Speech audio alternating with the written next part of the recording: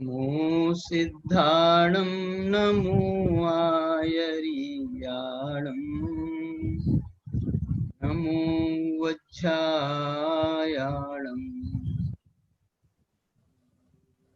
सौवसाहूणं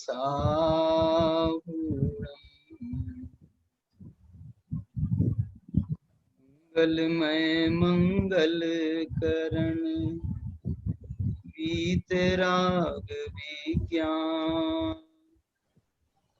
नमो ताहि जाते भये अरिहंतादि महा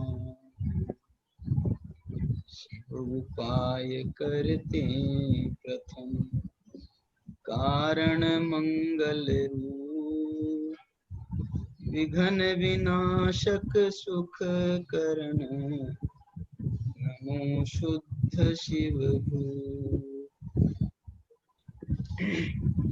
मोक्ष मार्ग प्रकाशक की आगामी संभावित रूपरेखा इस विषय में हम यहाँ व्याख्यान माला चला रहे हैं। इसके अंतर्गत 3 व्याख्यान अपन ने पहले किए। आज का ये चौथा व्याख्यान है। आज हम क्योंकि ये 9वां अधिकार को ही हम एक्सटेंड कर रहे हैं, आगे बढ़ा रहे हैं। 9वें अधिकार में जितना वर्णन टोडरमल जी साहब कर पाए हैं और सम्यक दर्शन ज्ञान चारित्र का जो बहुत विषय, अत्यंत विस्तृत विषय है, जो कि हमारी दुर्भाग्य से वो हमें प्राप्त नहीं हुआ। सबसे पहले मोक्ष मार्ग में जिस प्रकार से हम मोक्ष का स्वरूप समझते हैं मोक्ष मार्ग के लिए और उसकी महिमा समझते हैं, उसी प्रकार से मोक्ष मार्ग की भी महिमा है। और उस महिमा को टोडरमल जी साहब ने पुरुषार्थ से ही मोक्ष प्राप्ति, इस प्रकरण में पुरुषार्थ की जो महिमा गान किया है वो मोक्ष मार्ग का ही एक प्रकार से महिमा गान है। अब मोक्ष मार्ग में जो सबसे महिमावंत चीज है वो सम्यक दर्शन माना गया है। सम्यक दर्शन को मोक्ष मार्ग में अत्यंत महत्वपूर्ण स्थान प्राप्त है। और मैं जो आगे का प्रकरण है उसके पहले इसी सम्यक दर्शन की महिमा से इस रूपरेखा को हम प्रारंभ करना चाहते हैं। यदि हम दौलत राम जी के छैढाला को देखें तो उन्होंने छैढाला में जैसे प्रारंभ किया है, मोक्ष की महिमा करी है, आत्म को हित है सुख सो सुख में, मोक्ष की महिमा करी है।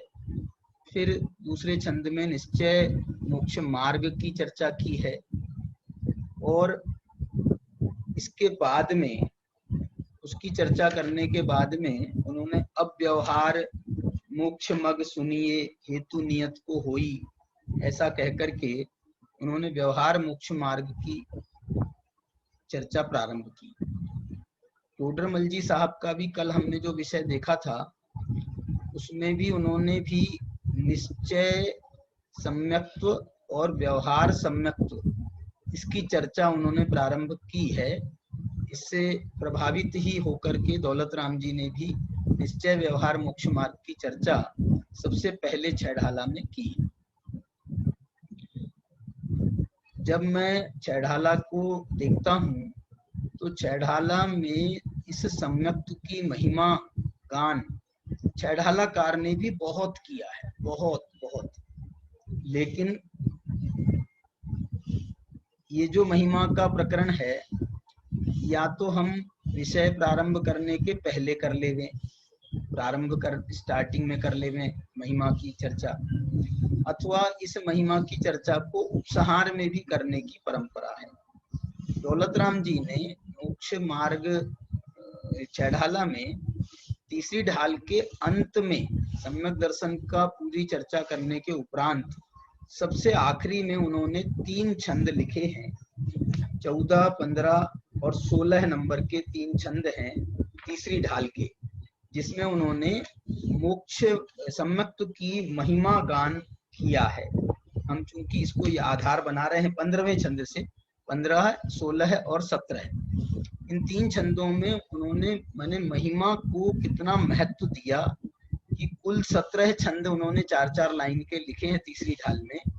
उसमें से 3 छंद सम्यक्त की महिमा के लिए एक प्रकार से उन्होंने समर्पित किए हैं।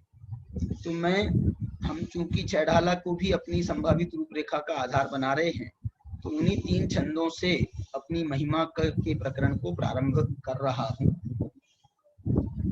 उन्होंने जब सब प्रकार से चर्चा की, 8 अंगों की चर्चा करी और फिर उसके बाद में ग्रहित मिथ्यात्व को लेकर के जो उन्होंने कुगुरु कुदेव कुधर्म की चर्चा करी है, उसके उपरांत में माने वो एक प्रकार से ये सब कहने के बाद में वो ये कहना चाहते हैं दौलत राम जी कि ये सब मिथ्यात्व से संबंधित दोषों का यदि हम परिहार करते हुए सम्यक्त की आराधना करते हैं तो वो सम्यक्त की आराधना सर्वोत्कृष्ट होती है और वो फलदायी है, वो अत्यंत फलदायी आराधना होगी। इसलिए उन्होंने अपने 15वें छंद का प्रारंभ करते हुए ये लिखा है, दोष रहित गुण सहित सुधीजे सम्यक दर्श सजे हैं, चरित मोह वश लिश न संयम बैसुर नाथ जजे हैं, यही पे ग्रह में न रचे जो जलते भिन्न कमल हैं, नगर नारी को प्यार यथा का दे में हेम अमल हैं। देखो इसमें ये कह रहे हैं दौलत राम जी, दोष रहित गुण सहित सुधीजे सम्यक दर्श सजे। जो सम्यक दर्शन से सहित हैं नहीं कह रहे, सजे हैं, सम्यक दर्शन को एक आभूषण के रूप में वो प्रस्तुत कर रहे हैं और उस सम्यक दर्शन के आभूषण को जब हम धारण करते हैं तो जो है हम सज जाते हैं। किसी को सजाते हैं ना, दुल्हन को सजाते हैं तो उसको आभूषणों से लाद देते हैं, तो उससे जो है उसकी सुंदरता में 4 चांद लग जाते हैं। उसी प्रकार से सम्यक दृष्टि के गुणों में अथवा सम्यक दृष्टि के व्यक्तित्व में इस सम्यक दर्शन को यदि दोष रहित गुण सहित सुधीजे, यदि दोषों से रहित होकर के और गुणों से सहित होकर के, गुण कौन से हैं सम्यक दर्शन के? गुण सम्यक दर्शन के कहे हैं 8 अंग आदि, और सम्यक दर्शन के दोष कौन से कहे हैं? तो सम्यक दर्शन के 25 दोषों की स्थापना उन्होंने बताई है। 25 दोष, 8 मद हैं, इन गुणों से विरुद्ध 8 दोष हैं और 8 मद हैं, 6 अनायतन हैं, 3 मूर्ताएं हैं, ये 25 प्रकार के दोषों से रहित। इसको हम यदि तत्वार्थ सूत्र से मैचिंग करें थोड़ा सा इसका, तो सम्यक दर्शन के तत्वार्थ सूत्र में 5 अतिचार बताए हैं।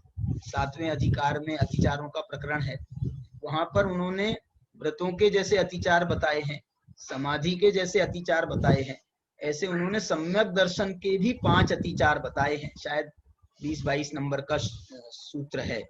वहां वो कह रहे हैं, शंका कांक्षा विचिकित्सा अन्य दृष्टि प्रशंसा संस्तवा सम्यक दृष्टे रतिचारा। क्योंकि प्रकरण व्रतों का चल रहा था, इसलिए उसके बीच में उन्होंने सम्यक दर्शन के अतिचार कहे, इसलिए उन्होंने उसका नाम सहित उल्लेख किया कि ये जो अतिचार हैं ये सम्यक दर्शन के अतिचार हैं और सम्यक दृष्टि को ये अतिचार लगते हैं। इसकी चर्चा दौलतराम टोडरमल जी ने मोक्षमा प्रकाशक में क्षोभसम सम्मक्त के प्रकरण में भी की है और उन्होंने इसको चलमल अगाड़ दोषों के अंतर्गत इसको शामिल किया है। तो वो ये कहते हैं कि ये जो है अतिचार, शंका करना, कांक्षा करना, विचिकित्सा करना, अन्य दृष्टि प्रशंसा करना, अन्य दृष्टि की संस्तवन करना, ये सम्यक दर्शन के 5 सम्यक दृष्टि को लगने वाले सम्यक दर्शन के 5 अतिचार हैं। ये अतिचार से भी कोई यद्यपि अतिचार के रूप में यदि ये सम्यक ये रहते हैं तो इनसे कोई सम्यक दर्शन की हानि हो जाती हो, सम्यक दर्शन छूट जाता हो, ऐसा नहीं है।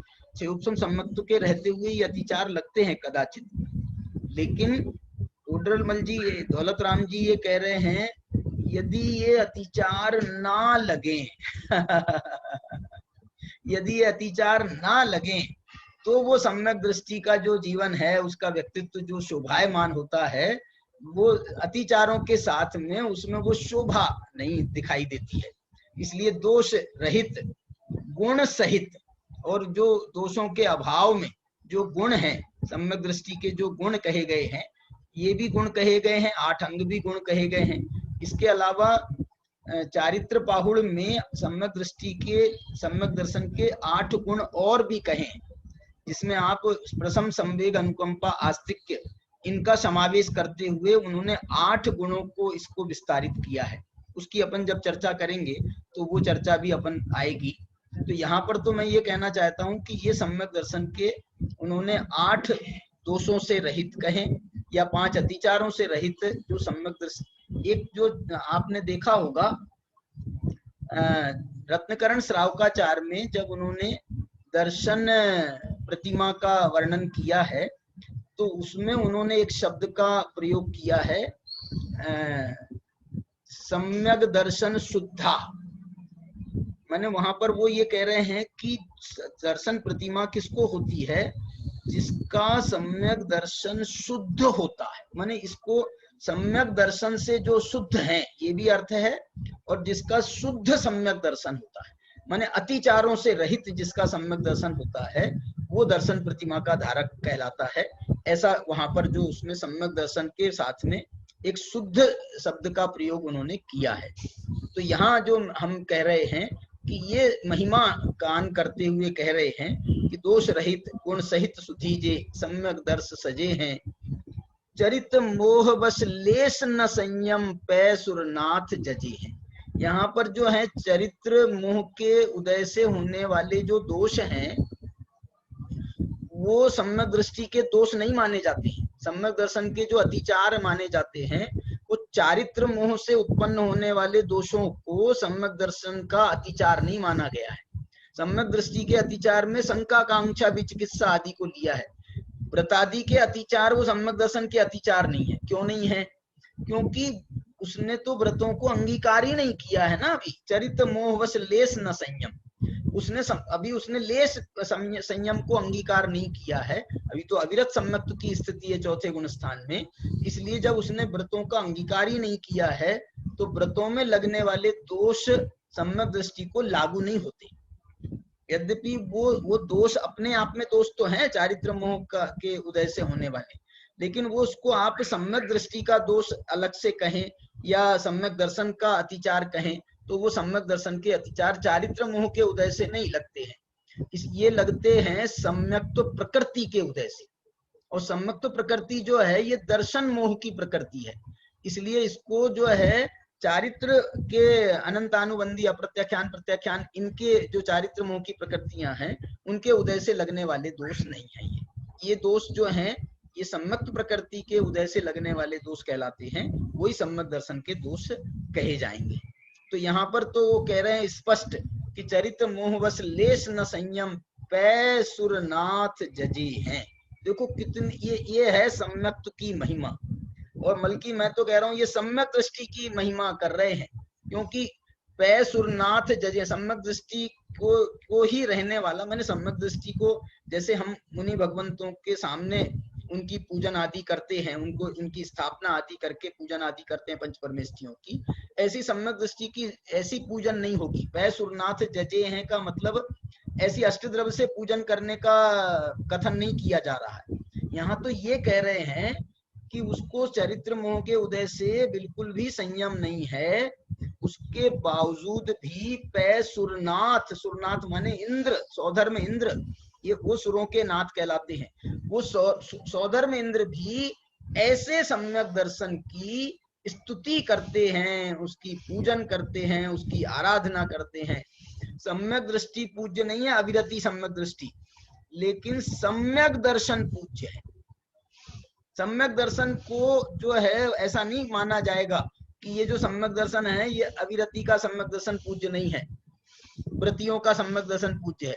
व्रतियों का सम्यक दर्शन तो पूज्य पहले से ही है, व्रतियों का तो वो व्रतादि के माध्यम से भी वो स्तुति के योग्य, पूजन के योग्य हो गए। सम्यक दर्शन रत्नत्रय में की जो हम पूजन करते हैं, वहां सम्यक दर्शन की पूजन अलग से पूजन की गई है, और ये भेद रखे बिना कि ये सम्यक दर्शन किसका है, अविरति का है या व्रति का है, ये भेद रखे बिना बात है।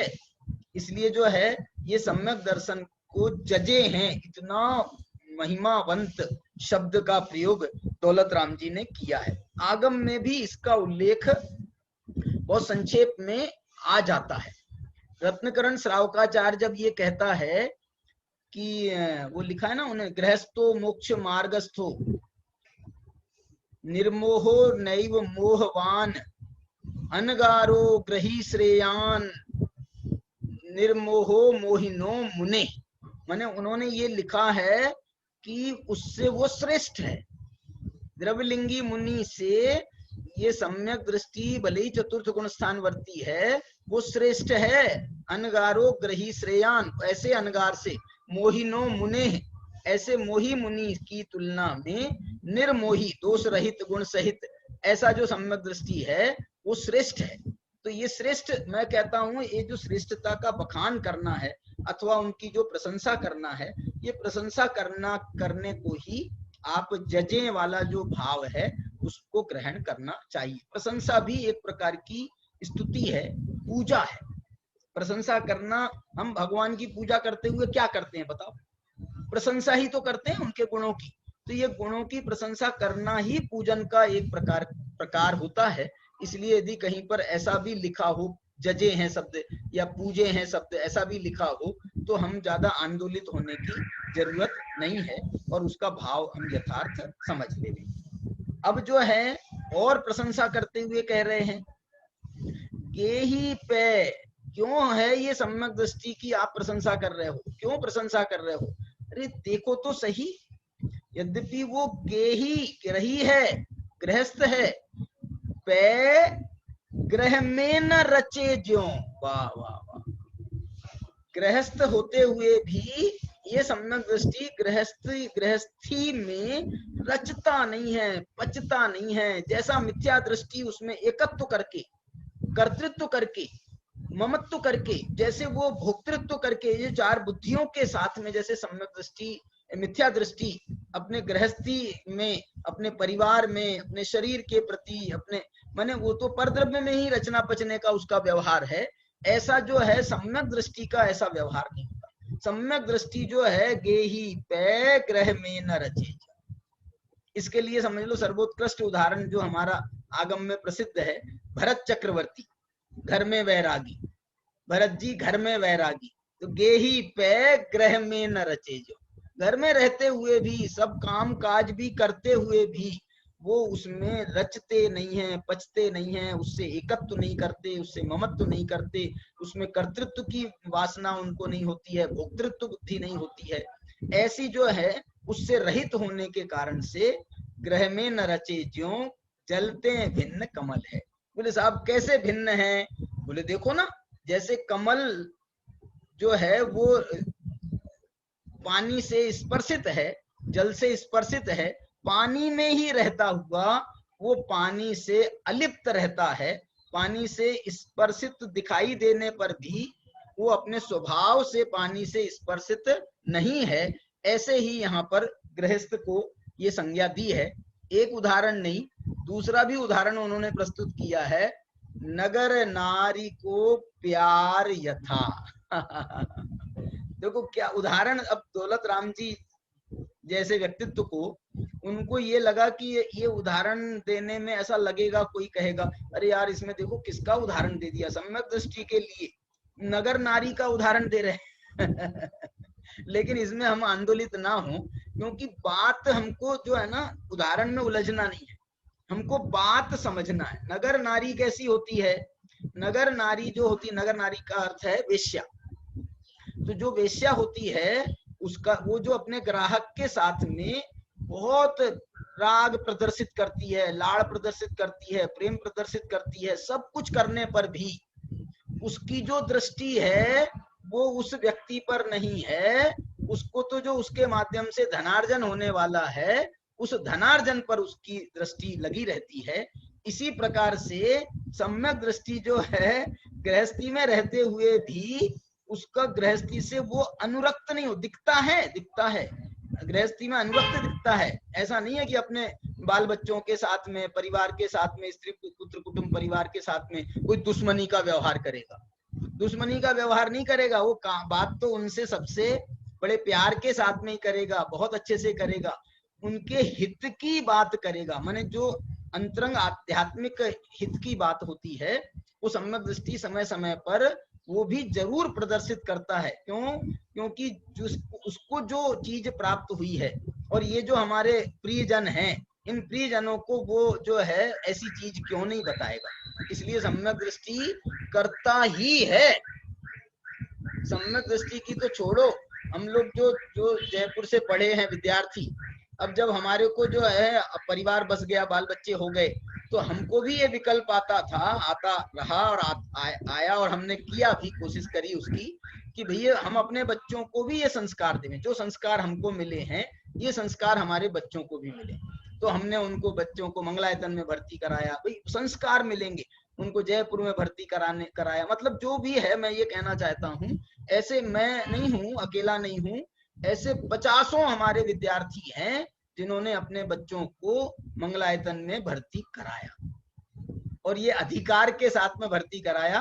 बोले साहब इस स्मारक पर हमारा भी अधिकार है, हमारे बच्चों को भी इसमें एडमिशन मिलना चाहिए। मतलब एक बात मैं जो आपसे कह रहा हूँ, वो एक जो है, जिसको जो रुचि होती है वो उसका प्रदर्शन अपने लौकिक जीवन में भी करता है।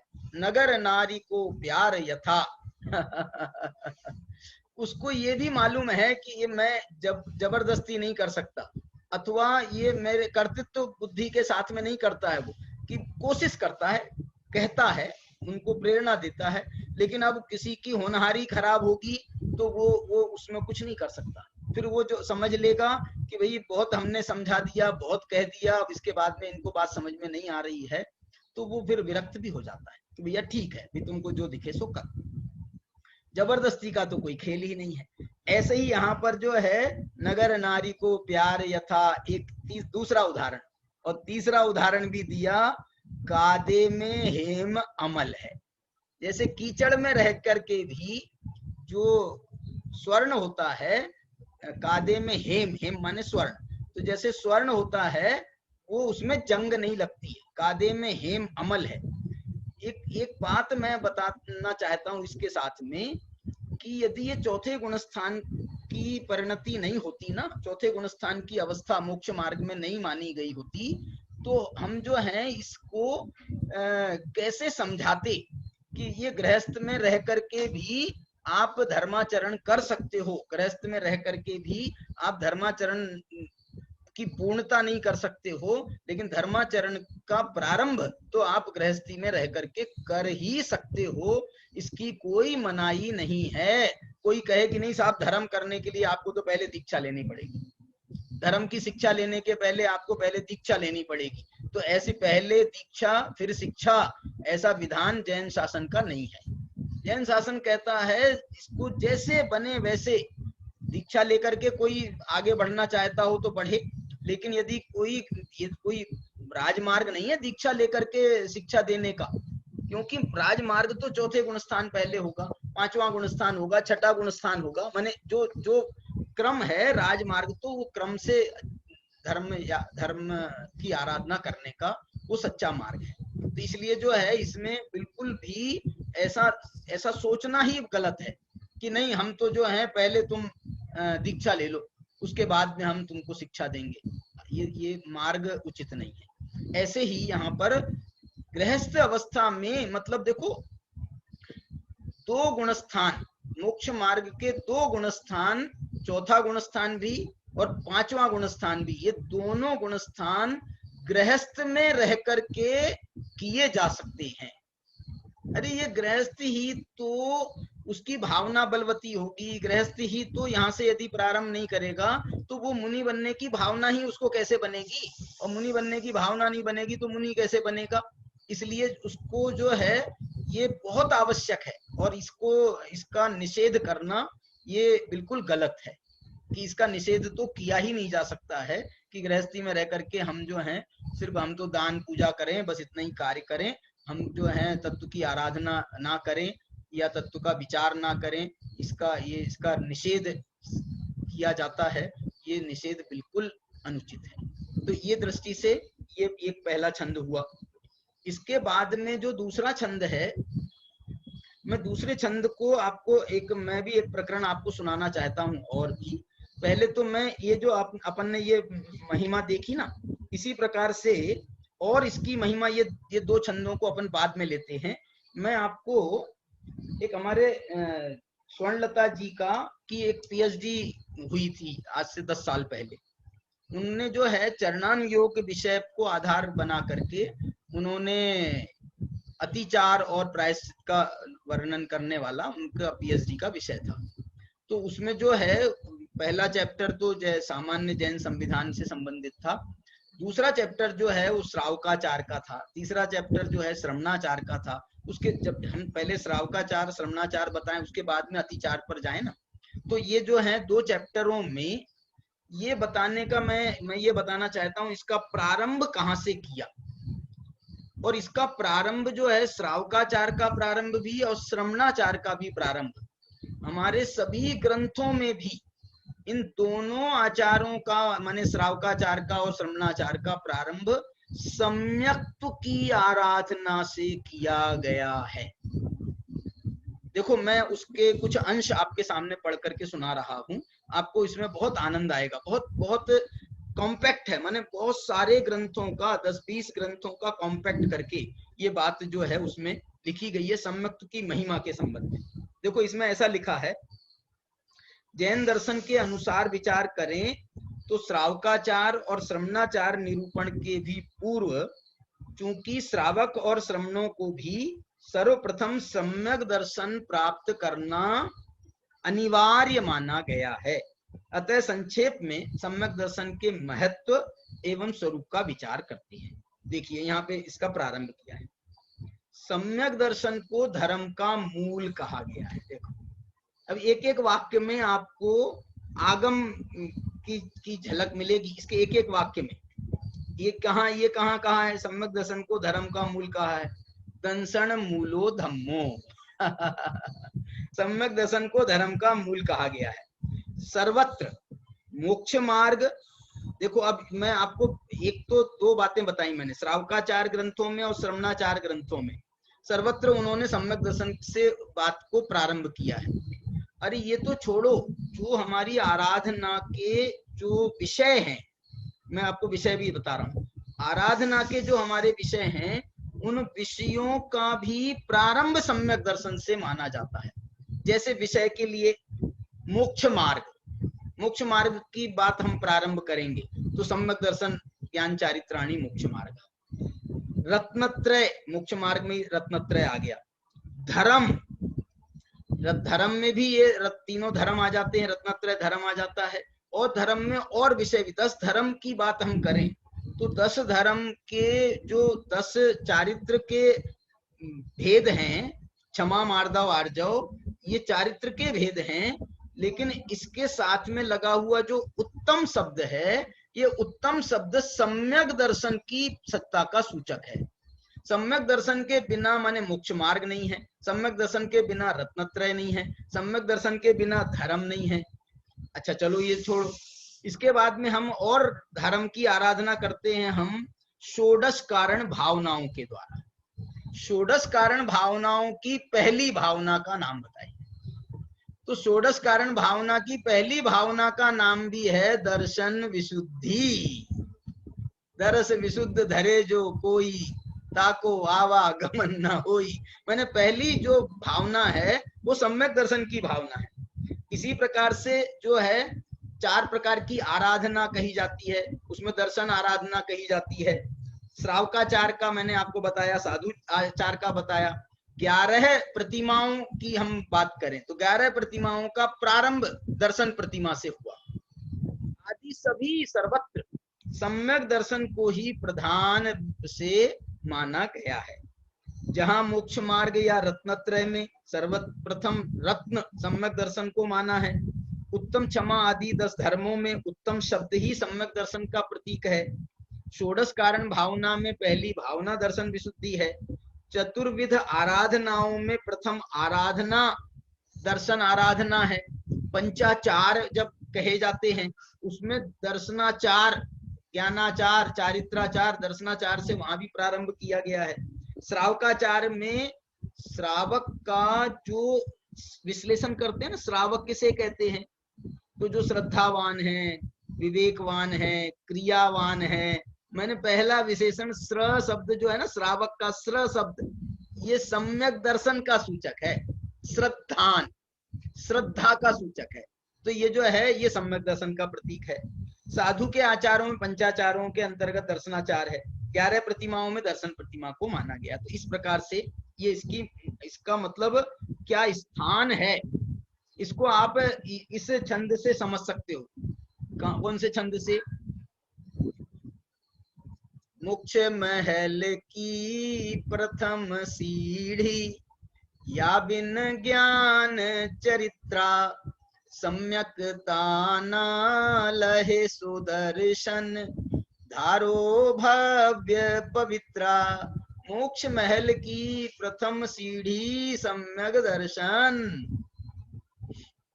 और इसको बात को यहीं पर इतना ही महिमा नहीं करी, बल्कि ये कहा इसके बिना, या बिन ज्ञान चरित्रा सम्यकता न लहे। मैंने अस्थि से बात भी करी और नास्ति से भी बात करी। इसके बिना सम्यक दर्शन जे दंसनेसु भट्टा, आज अपन रात को सुनेंगे मनीष जी के माध्यम से। तो वो जो है वो दर्शन में दंसन मूलो धम्मो कहा है दूसरी गाथा में, और तीसरी गाथा में फिर नास्ति से बात कही, जे दंसनेसु भट्टा। और बल्कि यहाँ तक और लिखा दंसन भट्टा भट्टा। दर्शन से जो भ्रष्ट है वही वास्तव में भ्रष्ट है। दंसन भट्ट से नत्थि निर्वाणम, दर्शन से भ्रष्टों का निर्वाण नहीं होता। सिद्धंती चरिय भट्टा लो, मने दर्शन से, दर्शन की क्या महिमा कर रहे हैं, उसकी महिमा करते हुए कह रहे हैं चारित्र भ्रष्ट तो सीख जाएगा। सिद्धंती चरिय भट्टा, चारित्र से भ्रष्ट को तो वो सीख जाएगा। दंसन भट्टा न सिद्धंती, दर्शन से भ्रष्ट का कभी निर्वाण नहीं हो सकता, वो सीझेगा नहीं। मैंने क्या कमाल की बात है। मैंने वहां पर ये अभिप्राय नहीं है कि चारित्र से भ्रष्ट जो है वो भ्रष्ट रहते हुए वो मुक्ति को प्राप्त कर लेंगे। वो कह रहे हैं कि चारित्र से भ्रष्ट हुआ है तो कोई बहुत बड़ा दोष नहीं है, वो प्रायश्चित आदि लेकर के वो ठीक हो जाएगा जल्दी। मैंने कोई इसके लिए कोई उसको फिर से सम्यक दर्शन करना, फिर से सम्यक ज्ञान करना, फिर से मुनि बनना, ऐसा कोई ऐसी बात नहीं करना पड़ेगी। वो तो मुनि अवस्था के योग्य अतिचार आदि हो सकते हैं और उनका प्रायश्चित आदि विधान कहा ही किसके लिए गया है, प्रायश्चित का विधान। वो दोषों का निराकरण करने के लिए तो प्रायश्चित का विधान है, इसलिए यहाँ पर ये बात कही गई। अब मैं आपको और बता रहा हूं मूलाचार प्रदीप। मूलाचार प्रदीप जो है ये जैसे मूलाचार है ना मुनिराज के आचरण का ग्रंथ, ऐसे ही एक ये तो प्राकृत का ग्रंथ है, इसकी एक प्रकार से संस्कृत छाया के रूप में जो है एक ग्रंथ और लिखा गया, वसुनंदी आचार्य के द्वारा लिखा गया है ये मूलाचार प्रदीप, ऐसा मुझे ख्याल है। तो मूलाचार प्रदीप में देखो सम्यक दर्शन की महिमा करते हुए क्या लिख रहे हैं। वो लिख रहे हैं सम्यक दर्शन का सर्वोत्कृष्ट महत्व है। सम्यक दर्शन का सर्वोत्कृष्ट महत्व समझकर सुख चाहने वाले पुरुषों को अपने समस्त प्रयत्नों के साथ तीन लोकों में स्तुति करने योग्य सम्यक दर्शन की विशुद्धता को धारण करना चाहिए। सम्यक दर्शन की देखो क्या महिमा करते हो, तीन लोकों में स्तुति करने योग्य। वाह, माने ये सम्यक दर्शन कितना महान है कि ये तीन लोक में यदि कोई स्तुति करने योग्य है तो उसमें सबसे पहला नंबर सम्यक दर्शन का आएगा।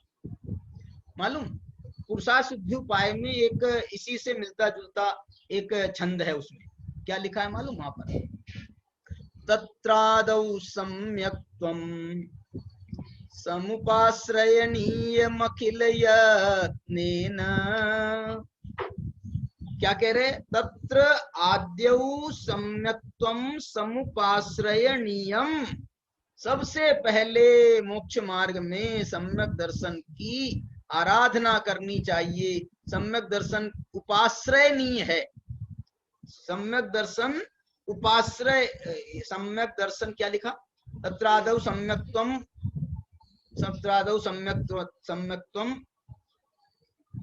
मुपाश्रयणीयम अखिल यत्नेन, उसका आराधना करनी चाहिए।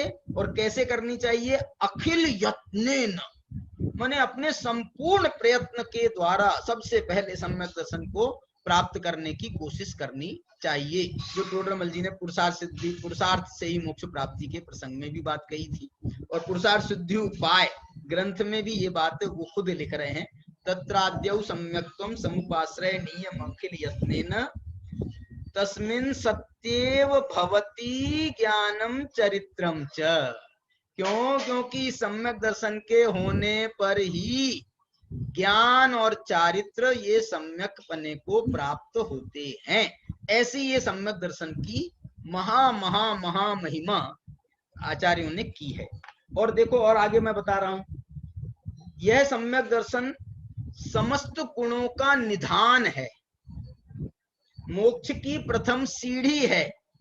ये जो है ना, ये जो प्रथम सीढ़ी, इसके लिए आपको कल उन्होंने भी कहा था, मनीष जी ने भी, मूल आचार्य कुंद का वचन भी है, सोवाणम पढ़मम मोक्षस्य, माने ये जो है मोक्ष का प्रथम सोपान, ऐसा मूल गाथा में है, दर्शन पाहुड़ की मूल गाथा में।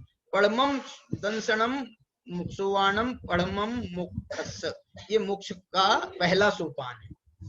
और देखो दूसरी तरफ से क्या लिख रहे हैं, पाप रूपी वृक्ष को काटने के लिए कुठार के समान है। देखो एक बात सुनना, अभी चौथे गुणस्थान में अविरति है, असंयमी है, इसके पाप नष्ट हो गए क्या? बोले नहीं हुए नष्ट, अभी पाप नष्ट नहीं हुए। तो फिर ये सम्यक दर्शन का क्या फायदा हुआ? देखो सम्यक दर्शन जो है वो, उस सम्यक दर्शन उस कुठार का नाम कहा गया है जिससे ये अव्रत आदि के जो पाप हैं ये कटेंगे। अभी सम्यक दृष्टि जो है ना, वो अपनी कुठार को शान पे चढ़ा रहा है, उसको धार लगा रहा है, और जैसे ही वो उसमें धार उसकी अच्छी हो जाएगी और वो अपने आप में भी सबल हो जाएगा, पुष्ट हो जाएगा, अच्छे से तैयार हो जाएगा, तो वो फिर ऐसी मार लगाएगा इस पाप रूपी वृक्ष पर कि वो एक मार दो टुकड़े हो जाएंगे। ऐसा सम्यक दृष्टि, जो एक बात बताऊं, एक ऐसा भी कहा गया है शास्त्रों में, पुराणों में ऐसा वर्णन मिलता है कि सम्यक दृष्टि हो और यदि कोई महापुरुष सम्यक दृष्टि हो, तो वो जो है ना अनुव्रतों को अंगीकार नहीं करते हैं, वो सीधे महाव्रतों को अंगीकार करते हैं। माने उनका ये है कि या तो हम अभी जैसे अनुव्रत जो है, उनको ऐसा लगता है ये अनुव्रतों का मार्ग, ये जो है ना, ये क्या बोलते हैं उसको, कमजोरों का मार्ग है। महापुरुषों का मार्ग तो एक मार दो टुकड़े करने का है।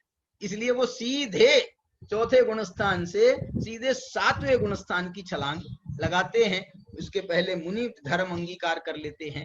ऐसा महापुरुषों के साथ में ऐसा कहा गया है, लेकिन इसका अपवाद भी कथन मिलते हैं, कहीं कहीं ऐसा भी लिखता है, ये महापुरुष है ना, तीर्थंकर भी महापुरुष हैं, उन तीर्थंकरों के लिए भी ऐसा लिख दिया कि भये जब अष्टम वर्ष कुमार धरे अनुव्रत महासुखकार, इसलिए जो है वो कथन भी मिलता है आगम में और ये कथन भी मिलता है, तो दोनों का हमको बैलेंस बनाना चाहिए।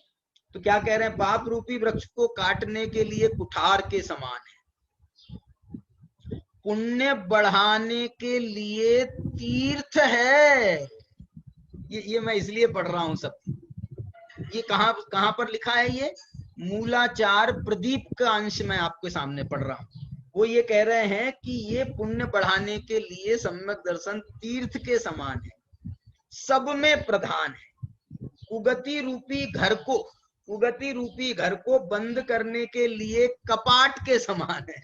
कुगति में जाने का जो रास्ता है उसके घर के दरवाजे इसके लिए बंद हो जाते हैं, ये कुगति में नहीं जा सकता सम्यक दृष्टि, उसके दरवाजे बंद करने के लिए कपाट के समान है। धर्म का मूल है, सुख का समुद्र है। वाह, सम्यक दर्शन सुख का समुद्र है, इसलिए पुण्यवान पुरुषों को परम यत्न से इस सम्यक दर्शन को धारण करना चाहिए। इस सम्यक दर्शन को शुद्धता पूर्वक धारण करना चाहिए। यह सम्यक दर्शन तीनों लोकों में पूज्य है, अनंत सुख देने वाला है। एक बात मान के चलना, ये सम्यक दर्शन नहीं होता तो ज्ञान और चारित्र सम्यक नहीं होते। ज्ञान चारित्र सम्यक नहीं होते तो ये ज्ञान की जो आगे आगे वृद्धि का मार्ग है ना, मति ज्ञान सम्यक नहीं होता, श्रुत ज्ञान सम्यक नहीं होता, अवधि ज्ञान सम्यक नहीं होता, मनः पर्यय ज्ञान उत्पन्न नहीं होता, केवल ज्ञान के रास्ते बंद रहते ये सम्यक दर्शन के बिना। इसलिए सम्यक दर्शन ने ही मानो सब दरवाजे खोले हैं।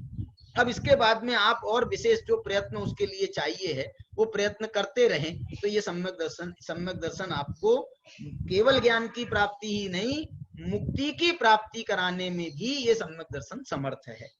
अनंत सुख देने वाला है, स्वर्ग मोक्ष का सर्वोत्कृष्ट मार्ग है। देखो ये जो बात कही ना, स्वर्ग मोक्ष का सर्वोत्कृष्ट मार्ग है, ये इस अपेक्षा से कही है कि यदि सम्यक दर्शन सराग होगा तो वो सराग सम्यक दर्शन को स्वर्ग को में पहुंचाएगा, और यदि बीतरागता के साथ में होगा तो वो अवश्य हमको मुक्ति प्राप्त करा सकता है। ये प्रवचन सार में भी ये बात की ओर संकेत है। तो स्वर्ग मोक्ष का सर्वोत्कृष्ट मार्ग है, समस्त अनर्थों को दूर करने वाला है, मोक्ष रूप परम पुरुषार्थ को देने वाला है, पाप रूपी शत्रु का नाश करने वाला है, सद्धर्म रूपी अमृत का समुद्र है, समस्त उपमाओं से रहित है। कितनी उपमा दी जाए इस सम्यक दर्शन के लिए, तो वो कह रहे हैं समस्त उपमाओं से ये रहित है। इस प्रकार से ये उदाहरण हमने आपको मूलाचार प्रदीप का बताया। और सम्यक दर्शन की महिमा के लिए आपको और बताता हूं, ये अभी मैंने आपको बताया था वो पुरुषाशुद्धोपाय का श्लोक, समंत भद्र आचार्य रत्नकरण श्रावकाचार्य में ऐसा लिख रहे हैं। रत्नकरण श्रावकाचार्य में मालूम सम्यक दर्शन का पहला अधिकार है, और इस पहले अधिकार में 41 श्लोक हैं। 41 श्लोक, ये पूरे 41 श्लोक ये सम्यक दर्शन के लिए समर्पित है। सम्यक दर्शन की महिमा कहें, सम्यक दर्शन के भेद प्रभेद कहें, सम्यक दर्शन का स्वरूप बताने के लिए मुख्य रूप से महिमा, क्योंकि उनको सम्यक दर्शन का स्वरूप नहीं समझाना है, उनको तो ले जाना श्रावकाचार में, लेकिन ये सम्यक दर्शन के बिना कुछ भी नहीं गाड़ी आगे बढ़ेगी, इसलिए सम्यक दर्शन की उनको मुख्य रूप से महिमा। तो रत्नकरण श्रावकाचार का पहला अधिकार सम्यक दर्शन का है, पुरुषाशुद्धोपाय का पहला अधिकार सम्यक दर्शन का है, मूलाचार का पहला अधिकार सम्यक दर्शन का है। सभी ग्रंथों में सम्यक दर्शन को प्रारंभ किया है। तो ये रत्नकरण श्रावकाचार्य में आचार्य समंत भद्र आज से 2000 साल पहले वो क्या लिख रहे हैं, देखो सम्यक के लिए। नहीं सम्यक्तु समम किंचित, नहीं सम्यक्तु समम किंचित, त्रैकाल्ये त्रिजगत्यपि, तीन काल में और तीन लोक में सम्यक दर्शन के समान कोई महिमाशाली चीज दुनिया में नहीं है। ये ऐसा इतना माने गंभीर और महिमावाची शब्द प्रयोग नहीं सम्यक तो समम किंचित त्रैकाल्ये त्रिजगत्य, ऐसा लिखा है। 3 काल और 3 लोक में भव्य जीवों को सम्यक दर्शन के समान अन्य कोई भी कल्याण करने वाला नहीं है। जो सम्यक दर्शन से शुद्ध है वही वास्तव में शुद्ध है। जो ये भी अष्टपाहुड़ की गाथा है। जो सम्यक दर्शन से भ्रष्ट है वो भ्रष्ट है, और जो सम्यक दर्शन से शुद्ध है वही शुद्ध है, ऐसी भी गाथा है। जो सम्यक दर्शन से शुद्ध है वही वास्तव में शुद्ध है, क्योंकि दर्शन से जो शुद्ध है उसको ही निर्वाण प्राप्त होता है। दर्शन से जो रहित हैं वे इष्ट लाभ प्राप्त नहीं करते हैं। आगे लिख रहे हैं एक और ग्रंथ में, यह सम्यक दर्शन सर्व दुखों का नाश करने वाला है। ये तो बहुत कॉमन बात हो गई, सर्व दुखों का नाश करने वाला है, लेकिन वहां पर एक खास बात और लिखी है, अतः प्रमादी मत बनो। ये प्रमाद के नाश करने के लिए नहीं है। छठे गुणस्थान का नाश करके 7वें गुणस्थान का अप्रमाद होने की बात नहीं कर रहे। प्रमादी मत बनो माने सम्यक दर्शन को प्राप्त करने में बिल्कुल भी ढील मत देना। सम्यक दर्शन के संबंध में प्रमादी मत बनो। ये विशेष रूप से सम्यक दर्शन के लिए उन्होंने प्रमादी नहीं होने की बात कही, क्योंकि सम्यक का आचरण करने वाले धीर पुरुष संख्यात व असंख्यात गुणी कर्म निर्जरा करते हैं। सम्यक दृष्टि को की कर्म निर्जरा का वर्णन करने वाला आचार्य कुंद भगवान की चारित्र पाहुड़ में 20 नंबर की गाथा में ये स्पष्ट शब्द में प्रयोग किया है, संखेज्य असंखेज्य गुणम वा। संख्यात गुणी और असंख्यात गुणी कर्मों की निर्जरा करने में समर्थ ये सम्यक दर्शन है। सम्यक दृष्टि ये संख्यात गुणी और असंख्यात गुणी कर्मों की निर्जरा करने में समर्थ है। सामान्य रूप से संख्यात गुणी और विशेष विशेष कालों में, शुद्धोपयोग आदि के काल में कहें, अथवा सम्यक तो प्राप्ति का जो काल था, 3 करण के परिणाम जब हो रहे थे, वहां पर जो है उसको असंख्यात गुणी कर्म की निर्जरा हो रही थी। तो ऐसा जो है ये संख्यात और असंख्यात गुणी कर्मों की निर्जरा करने में समर्थ माना गया है। और सुनो, देखो महिमा का प्रकरण है, मैं आज इसको पूरा करना चाहता हूं। तो इस महिमा के प्रकरण में और कहा क्या लिख रहे हैं, देखो, जिस प्रकार ताराओं में चंद्र और पशुओं में सिंह प्रधान है तारों में चंद्रमा प्रधान है तारामंडल में, और पशुओं में सिंह प्रधान है, उसी प्रकार मुनि और श्रावक दोनों प्रकार के धर्मों में सम्यक्त्व प्रधान है। इसके जो है ना, मैं इसके जो क्या बोलते हैं